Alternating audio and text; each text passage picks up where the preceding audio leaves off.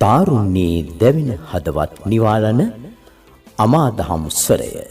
සුමදුර සදහම් දෙසුම.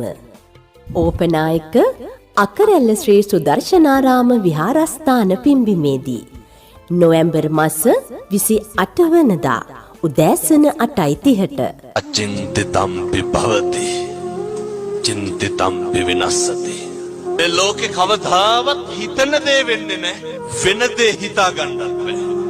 දේශකයාණන් වහන්සේ රූපවාහිනී සහ ගුවන්විදුලි විචිත්‍ර සදහම් දේශක නිකවැරටිය සමතරාපිටිය ශ්‍රී පාලිත විද්‍යායතන පිරිවෙනේ ගරු පරිවේනාධිපති ඓතිහාසික ගණේවැව පුරාණ රාජමහා විහාර අධිකාරී ශාස්ත්‍රපති පූජ්‍ය කත්නෝරුවේ සිරිධම්ම ස්වාමීන්ද්‍රයන් වහන්සේ තුන් සිත් පහදවා සුදුවතින් සැරසී ධර්ම ශ්‍රවණයට පැමිණෙන්නට සදහැවත් ඔබ සැමට ආරාධනා.